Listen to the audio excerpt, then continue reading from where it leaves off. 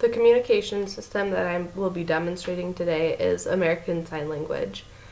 Many times children who have autism have problems expressing their needs vocally, so American Sign Language gives them an outlet to tell people what they need without that struggle of having to actually vocalize it and get frustrated when it doesn't come out right or the person doesn't understand exactly what it is that they need. It has been found that children with autism are able to process different communications visually faster than they would auditorily. So American Sign Language gives them the opportunity to respond quicker to other people and be able to tell other people what they need a lot faster too.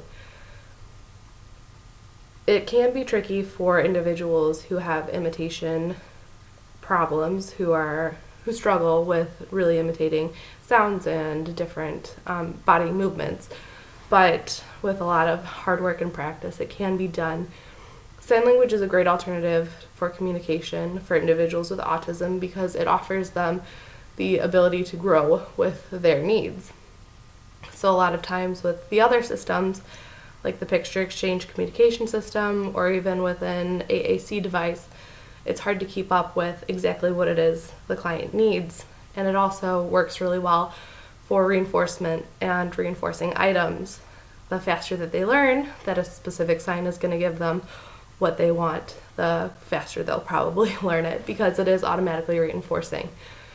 So as a demonstration, if a child is thirsty and they want water, they might end up kicking and screaming on the floor, and they can replace this behavior by teaching them the sign for water.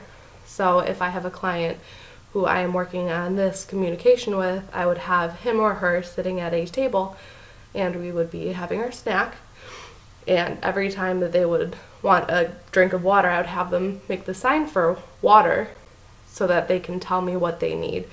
And this can be different signs, so cracker is a big one too with a few of my clients, and you can always generalize to the I want, and then they could say the water or the cracker or even outside. It just depends on what is the most reinforcing for that client. The biggest downfall for sign language is that there are not a lot of people out there who know it, and it can become tricky in the community.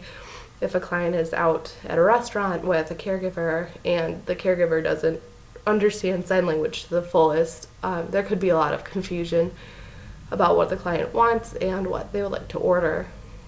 Another downfall for sign language is I see a lot where I work, home signs. So my client, instead of the traditional sign for help, he signs help and he just keeps going.